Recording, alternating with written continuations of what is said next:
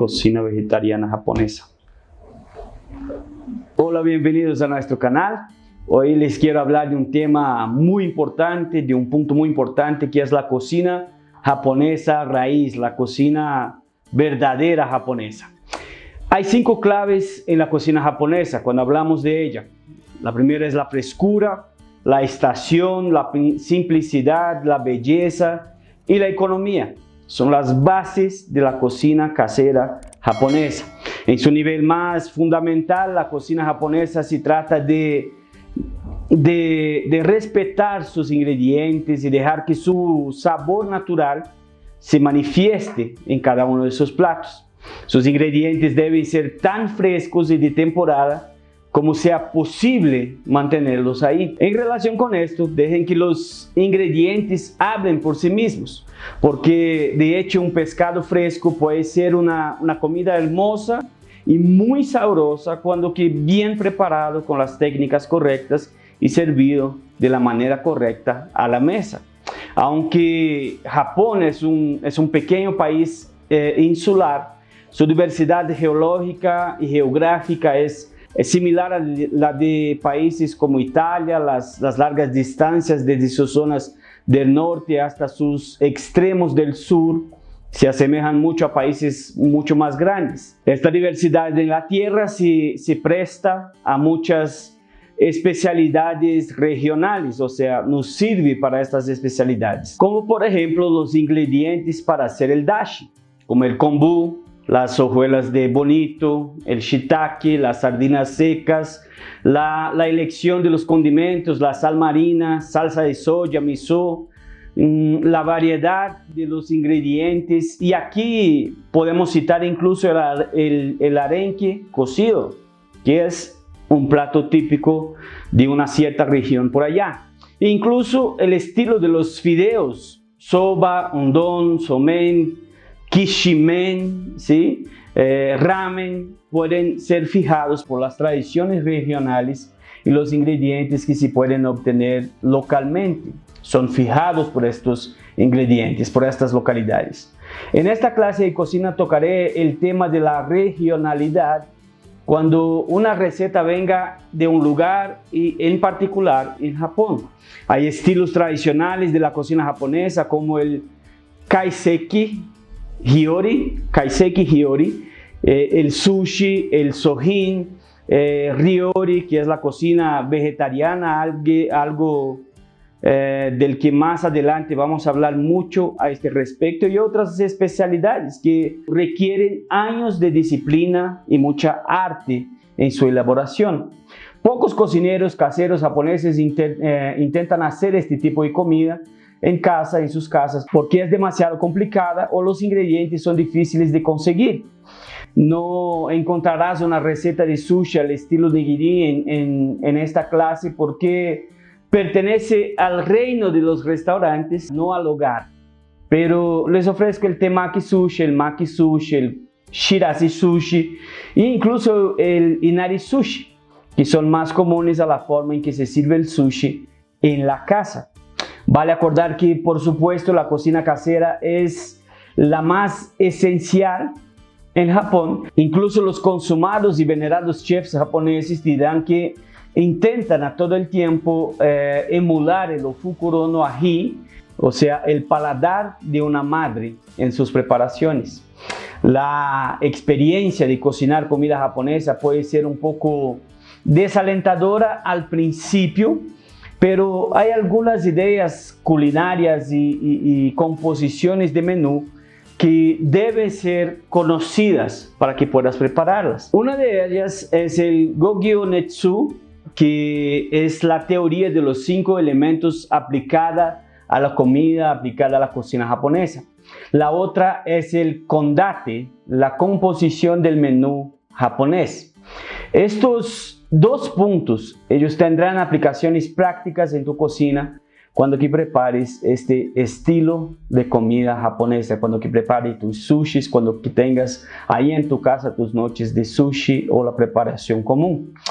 Hablemos de los 5 elementos de esta cocina, los 5 principales elementos de esta cocina.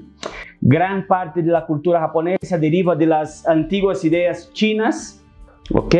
Uno de los cuales son los 5 elementos, que es el Hu Xing en chino, o el Gogyo Setsu en japonés.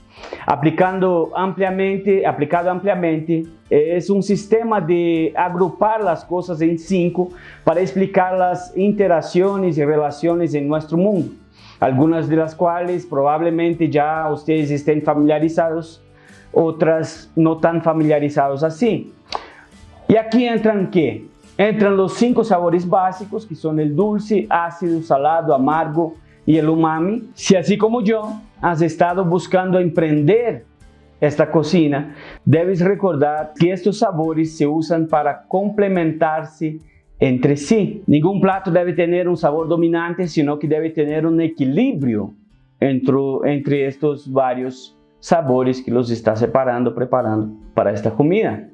Después de esto, entramos entonces en los 5 sentidos. Comenzamos con los 5 sabores y ahora entramos en los 5 sentidos básicos que determinan o que debemos llevar en cuenta al momento de preparar esta comida. Son el gusto, el olfato, el tacto, el oído y la vista. Los japoneses dicen que cuando cocinas y comes, quieres usar todos tus sentidos para saborear la comida que estás comiendo. ¿Qué aromas tiene este plato? ¿Cómo se ve el plato?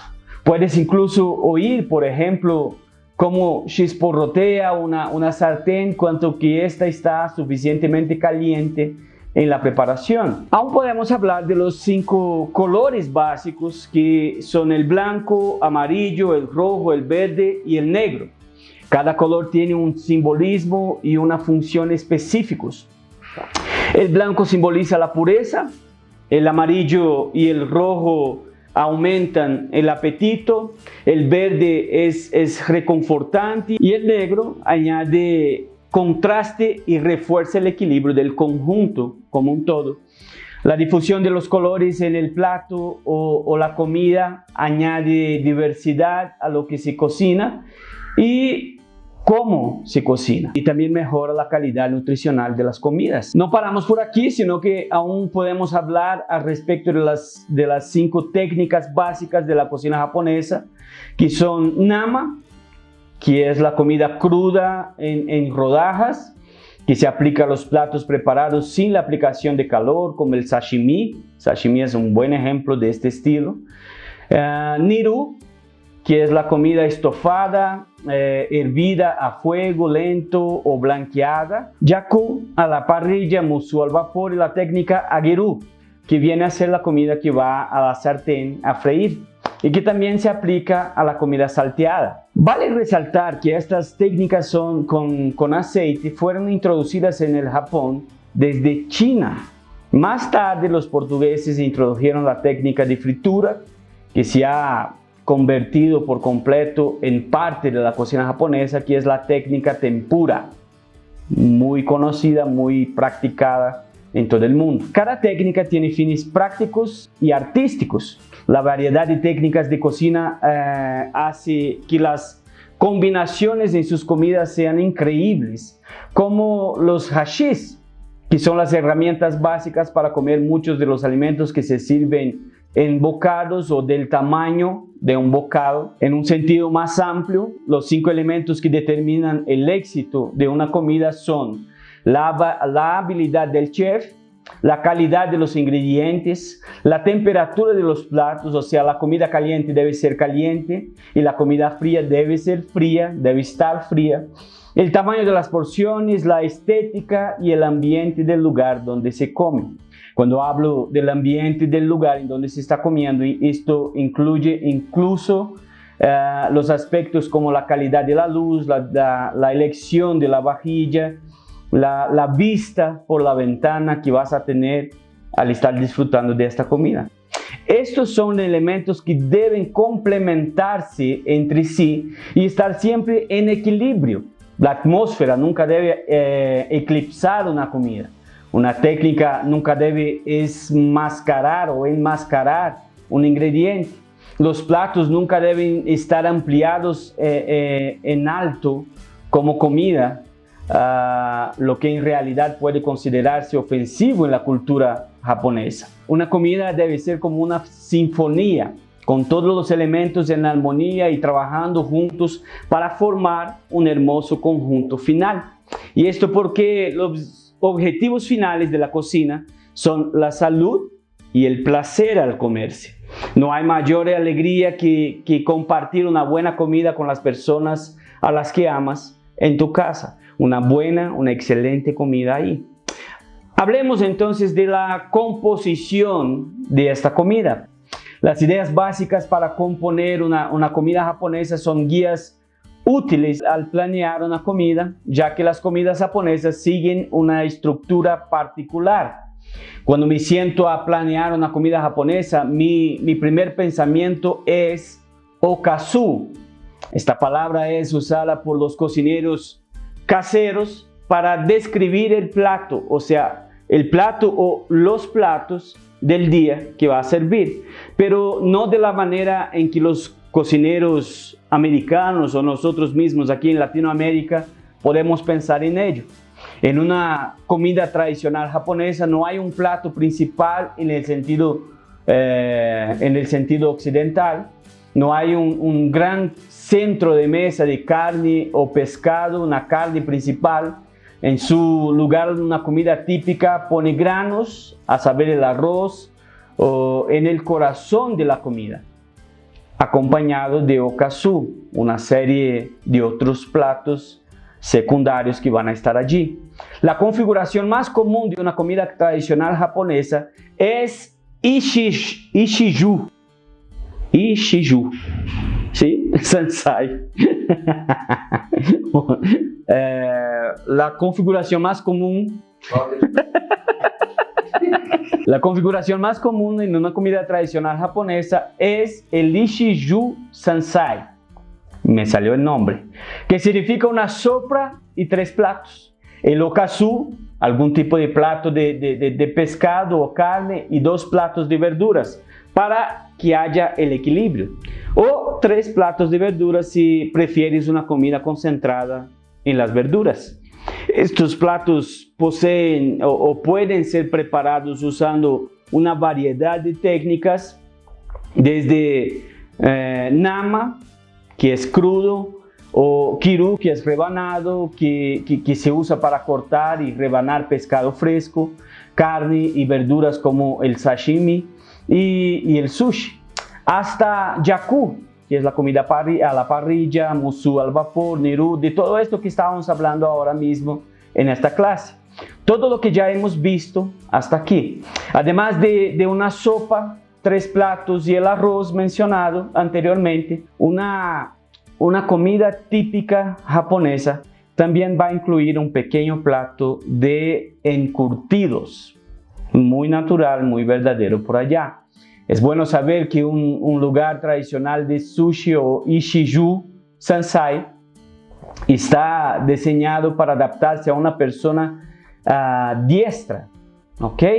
El cuenco de arroz se coloca en el lado izquierdo, porque en la cultura japonesa el lado izquierdo se considera más importante que el lado derecho de este lugar. El tazón de arroz se sostiene con la mano izquierda y los palillos, o sea, los hashis, se sostienen con la mano derecha para recoger el okazu. Los hashis se colocan horizontalmente en el lugar indicado, con las puntas apuntando hacia la izquierda. Es toda una tradición, es toda una manera de presentarse. El tazón de sopa se coloca en el lado derecho, junto al tazón de arroz, pero al lado derecho de este tazón, porque es el otro plato que se recoge con las manos y se lleva directamente entonces a la boca. El pequeño plato de pepinillos se coloca entonces en el centro de esta mesa. El pescado, la carne, el okazu de verduras se colocan entonces en la parte posterior del lugar de ajuste, podemos decirlo así, de esta manera. Si tienes porciones individuales de un pescado entero, como una sardina asada o cualquier otro pescado que lo vas a servir entero, la cabeza de este pescado debe mirar hacia la izquierda al momento de montar tu mesa. Antiguamente los practicantes budistas y las personas por medio comían soboku, que es frugal y simple, una comida simple, comidas compuestas alrededor de los conceptos del Isshiyu Shansai, una sopa y un plato. O Isshiyu Nisai, una sopa y dos platos, con encurtidos y un tazón de mijo o cebada. En estos casos primordiales, el arroz era reservado para ocasiones especiales por allá. Pero las personas de mayor estatus social podían entonces tener composiciones más elaboradas en sus mesas, de varios platos que se convertían en 2 sopas y 5 platos, y aún con un bol de arroz y pepinillos, por supuesto, que va a acompañar a esta comida de las personas más abastadas por allá, o incluso más que estos platos. Hablemos de los equipamientos que son utilizados en esta comida, porque es un punto bastante importante. Cuando se trata de las herramientas necesarias para la cocina japonesa en casa, creo que yo creo en 2 principios fundamentales. Primero, que tus manos son las mejores herramientas para la preparación de esta comida. Probablemente ya tienes el equipo necesario para preparar platos japoneses, porque ahí entran cuchillos, ollas de hierro fundido, sartenes, cucharones, coladores, tablas de cortar, peladores de vegetales, ralladores, tazas de medir, balanzas digitales y cucharas. Todo esto es muy probable que ya los tengas todos ahí en tu casa. Las herramientas básicas de cualquier cocina casera son apropiadas para la cocina japonesa. No tienes que invertir mucho en esto al principio. Con el tiempo vas a querer buscar cosas nuevas y que van a mejorar tus platos, pero al principio no es necesario. Hay, por supuesto, algunos artículos que son especialmente útiles. Sí, los voy a enumerar a la continuación de lo que vamos a estar hablando aquí. Tal vez la pieza más importante del equipo es un cuchillo muy bien afilado. Desde la antigüedad, los japoneses han preferido comer sus pescados frescos y con verduras en temporadas, preferiblemente como sashimi, cortado en rodajas crudas y finas. Esta es la preferencia completa japonesa. Un cuchillo afilado es una necesidad para hacer sashimi. Los japoneses dicen que una persona con un cuchillo oxidado nunca puede ser un buen cocinero. Los principales de estos cuchillos son un cuchillo multiuso, que es el santoku, para cortar carne, mariscos y verduras. Un cuchillo para verduras que se llama nakiri, que tiene una hoja ancha y rectangular. Un cuchillo para pelar frutas y un cuchillo largo y estrecho, que es yanagiba o yanagi, para cortar pescados. Este último mide unas 10 pulgadas de largo y se utiliza principalmente para cortar sashimi. La longitud de la hoja permite cortar un filete de pescado con un solo golpe continuo en el mismo, yanagiba. También deberías tener un deba, que es un cuchillo grueso usado principalmente para cortar para cortar a través de materias más duras como espinas del pescado y carnes. Ahora, no tienes que invertir en un cuchillo japonés específicamente si ya tienes una buena selección en tu misma casa. No tienes que invertir en estas cosas. Ahí entra el makisu, que son estas esterillas utilizadas para enrollar el sushi y dar forma a las omeletes o a los rollos de verduras que vas a preparar. La textura suelta de esta esterilla, ella drena bien el agua y otros líquidos que puedan tener ahí, entonces te va a ayudar mucho en esta cocina. Ahí podemos hablar del hashi, que aquí lo tenemos, que yo mismo utilizo un par de hashis de madera largos con unas 14 pulgadas para cocinar. Los prefiero a las pinzas normales, que a menudo resultan difíciles para manejar las verduras o los sushis que los preparamos ahí. Se necesita un poco de práctica para aprender a manipular estos palillos, pero una vez que te acostumbras a ellos, se convierten en una extensión de tu brazo, de tus manos, y se te hace la vida mucho más fácil. También vas a necesitar bolsas para colar, que son muy útiles en la cocina japonesa. Las de algodón, que son un poco más gruesas, son geniales para esto. Son usadas, por ejemplo, para colar el dashi, que lo vas a preparar. Si quieres realmente ser específico, los japoneses hacen una bolsa reutilizable y dedicada a este propósito llamada Dashi Koshi Bukuro. Se usan las bolsas de algodón más finas para colar la leche de soya, las de tela de queso para forrar los coladores y los moldes de tofu. También las vas a utilizar. Son bolsas que se pueden lavar y reutilizar varias veces, incluso las bolsas de tela. Otro punto esencial es una balanza digital. Una balanza digital es esencial en mi cocina. Uso una balanza que mide en onzas y en gramos. Entra el donabe. Un donabe es una olla de arcilla que se usa para cocinar en la estufa o mismo en la mesa. Es indispensable para el nabemono, que son los platos de comida calientes, como el oden, que es una olla caliente de verduras, mariscos y carnes, o entonces el misore nabe, que es de cerdo y verduras. Sentarse alrededor del donabe es intrínseco o está intrínseco en la cultura japonesa. Los donabes son duraderos, pero deben ser sazonados y manipulados con cuidado para que no se rompan o estillen. Otro punto es el rallador. El rallador es una herramienta necesaria en la cocina japonesa como un todo. El rábano, que es el daikon, o el jengibre, por ejemplo, aparecen regularmente en la comida japonesa como guarnición de muchos platos. La mayoría de los ralladores japoneses tienen un contenedor desmontable debajo del rallador para recoger los jugos que se van cayendo de estos productos. Este contenedor es la diferencia entre el oroshiki y los demás ralladores que son más comunes, microplanos y ralladores que ya puedes tener en tu casa. Los últimos no hacen el mismo trabajo que un rallador japonés, pero te van a funcionar si no quieres invertir en un rallador japonés que es bastante costoso. Aquí en Colombia sale algo en torno a los 245.000 pesos. Ahí podemos hablar también del mortero.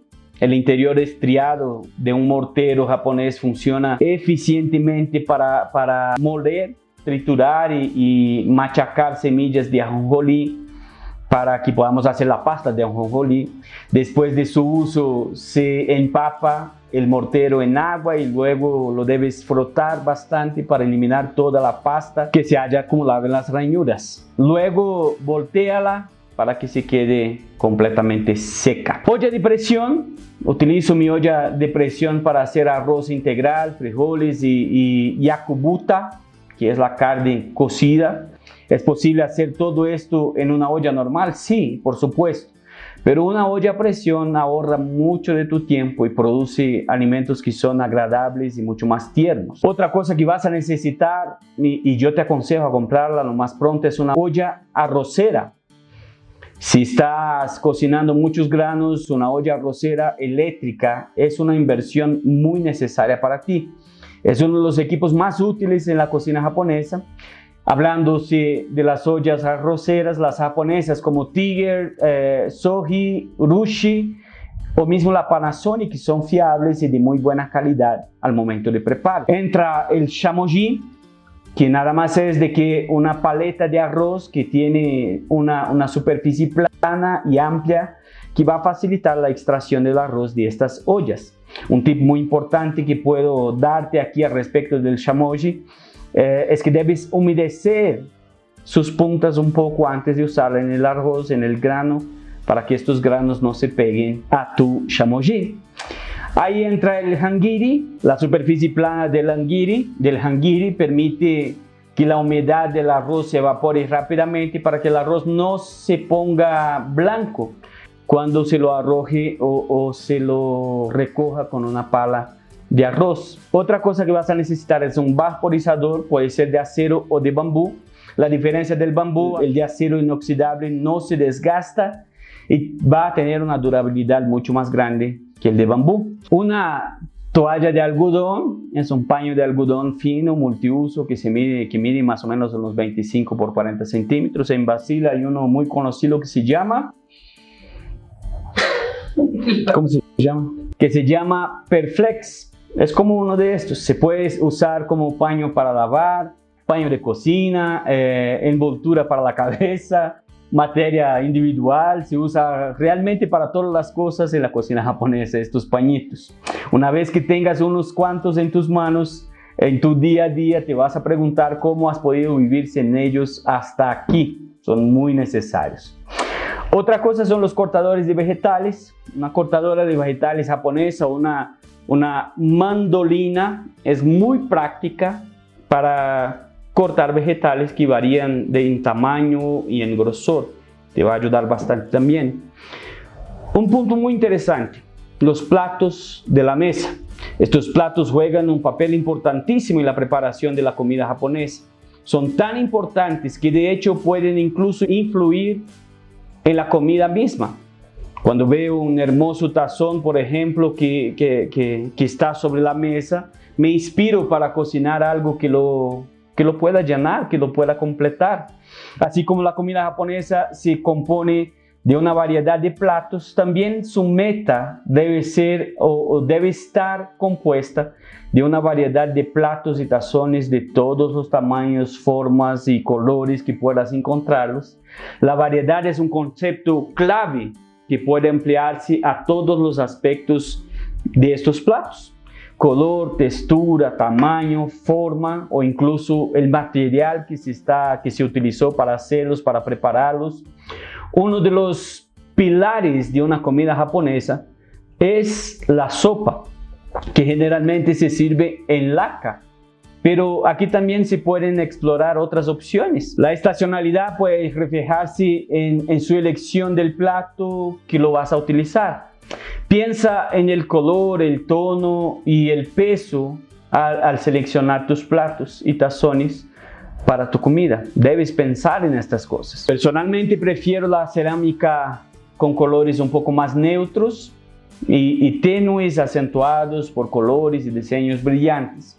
En mi mesa, estos acentos vienen en forma de pequeños platos y condimentos y apoyos de hashish. Y esto va diversificando tu mesa. Incluso puedes ser creativo y usar ramitas, rocas o conchas marinas para tus apoyos de hashish al montar una mesa japonesa. Todo lo que necesitas es suficiente altura para mantener las puntas de estos palillos, de estos hashish fuera de la mesa. Puedes explorar este componente de la cocina japonesa sin gastar mucha plata en su preparación y te va a quedar increíble. Un otro tip que te puedo dar: mantente atento a los platos y tazones interesantes donde quiera que vayas. Mercado de pulgas, mercados locales o ferias de artesanías te pueden ofrecer un trabajo de alfareros locales, galerías de cerámica, incluso las ventas de garaje te van a ayudar en este proceso.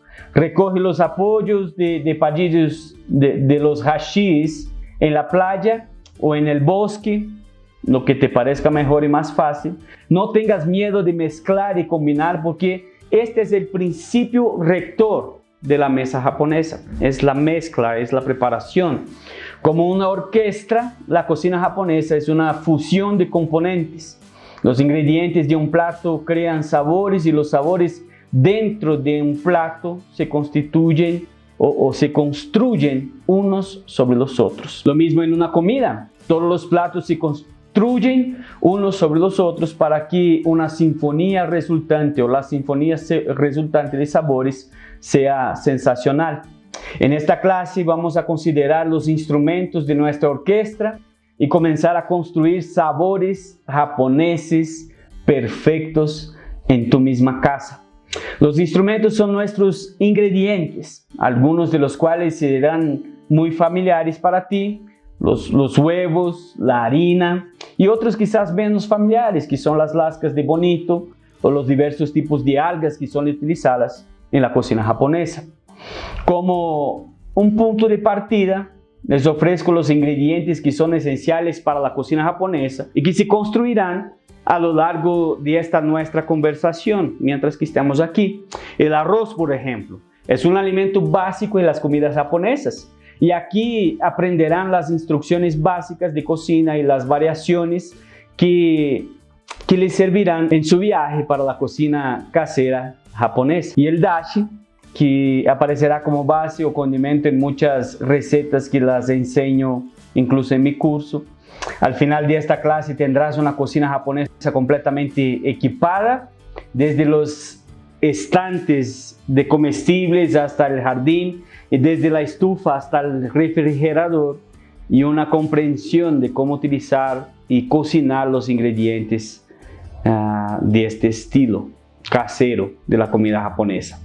En el corazón de tantas sopas y platos japoneses hay un caldo increíblemente versátil y sabroso. Este caldo se lo llaman dashi, caldo dashi, que sirve de base para muchos componentes de las sopas de cocina japonesa, por supuesto, pero también para salsas y condimentos. El dashi más popular está hecho con lascas de bonito y kombu, que es lo que utilizo yo para la cocina diaria. El dashi da sabor y aroma a los platos que se pretenden realizar, esto sin abrumarlos, y se considera una vitrina para un agradable sabor llamado umami, que ahora se reconoce como el quinto sabor, junto con los 4 sabores más familiares, que es el dulce, ácido, salado y amargo.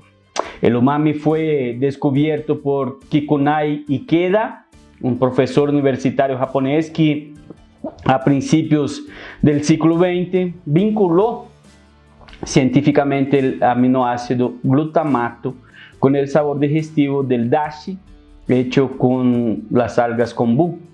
El sabor umami del dashi se crea con uno o más aminoácidos específicos en su combinación. Hay el ácido glutámico del kombu, la salsa de soya o el miso, y el ácido inosínico que viene de las lascas del bonito, las sardinas secas o cosas así. O el ácido guanílico de los hongos como el shiitake y tantos otros. La sinergia de estos aminoácidos, los bloques de construcción de la proteína, crea un umami aún más profundo, haciendo que la suma sea mucho mayor, mucho más grande que sus partes. 1 más 1 no es igual a 2, sino que se multiplica en 7 u 8 o más que esto, como me explicó Mamiko Nishiyama, ¿sí? Propietaria de un restaurante muy conocido por allá. Hay muchos ingredientes para probar el dashi: camarones secos, vieras secas, frijoles adzuki e incluso el nori. Todos hacen un excelente dashi. Huesos de carne y verduras cocidos lentamente en agua para hacer un caldo también puede considerar siendo un dashi. Como una sopa cremosa de ramen cargada con sabores umami de huesos de cerdo, cebollas y otros ingredientes, también es un dashi. Uno de mis pasatiempos favoritos en los últimos días ha sido explorar ingredientes regionales del dashi, que pueden variar mucho dependiendo de lo que haya disponible localmente y abundantemente en estas localidades. En la isla de Sado, por ejemplo, el dashi se hace comúnmente con ago, que es el pez volador seco, lo que se encaja también en la categoría general de niboshi, que son las sardinas secas. Uno de los primeros pasos en la cocina japonesa es el ritual de se hacer dashi. Llena la cocina con calor y una ligera fragancia. Me reconforta saber que tengo el dashi listo, porque es la base de muchas comidas que las vamos preparando al diario. Por ejemplo, la sopa miso. Para preparar la sopa, todo lo que necesito hacer es calentar el dashi ya hecho y añadir algunas algas, tofu, cualquier vegetal que tenga a la mano, y la pasta de miso. Casi instantáneamente tengo un plato muy nutritivo, totalmente satisfactorio, y es un tazón de sopa maravilloso. Los ingredientes para hacerse el dashi también pueden variar según el plato al que se destina este dashi. Bonito y kombu dashi es mi dashi preferido, pero también puedo hacer un dashi de kombu ligero, sutilmente dulce para la olla caliente de tofu hervido, conocido en Japón como yodofu. Y para algunas sopas de verduras, un shohin dashi, que incluye sopas tostadas, kombu, tiras de calabaza y setas shiitake. Todo esto utilizado allí. Hoy en día hay muchos ingredientes de dashi hechos en fábricas que lo venden en polvo y granulos que se venden en bolsitas como si fuesen unas pequeñas bolsas de té. Muchos cocineros japoneses ya dependen de ellos por conveniencia, ¿sí? Porque es mucho más fácil obtenerlos, pero a mí no me gusta usarlos con frecuencia. A menudo contienen conservantes y potenciadores del sabor que tienen un sabor poco natural o a veces hasta mismo muy salado, que lo diferencia de lo original, de los ingredientes originales. Para mí, como el dashi es tan simple de prepararse, no tiene sentido sacrificar el sabor por conveniencia. Así que en lugar de esto, recomiendo que siempre hagas dashi desde el cero en tu casa, con ingredientes enteros y naturales, porque te va a quedar mucho mejor. No toma más de 10 o 15 minutos prepararlos y puedes refrigerar o entonces hasta mismo congelar lo que no utilices allí al momento para tu próxima comida, y ahí lo tienes mucho más fácil en la nevera. Aunque el dashi sea tan simple y fácil de hacer, es sin embargo la base de la comida japonesa. El éxito de un plato japonés a menudo radica en el sabor del dashi que estás preparando. Si ves a los japoneses probar un plato y luego exclamando "dashi ga kiteru", eso significa que prueban el buen dashi de aquel plato. De hecho, es el mayor cumplido que un chef o cocinero pueda recibir, es este tipo de manifestación mientras comen su comida. En fin, suscríbete aquí en nuestro canal, clica ahí en la campana porque vendrán muchas cosas buenas por aquí. Este video que lo estás asistiendo ahora, tú lo puedes volver y mirarlo otra vez y otra vez y otra vez, y como un manual te va a ayudar mucho en la preparación de esta comida. Un fuerte abrazo y nos vemos muy pronto en el próximo video, en la próxima clase.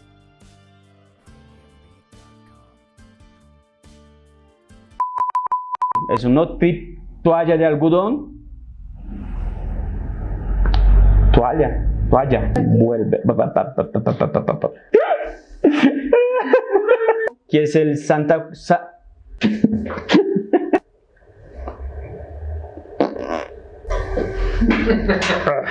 Aló.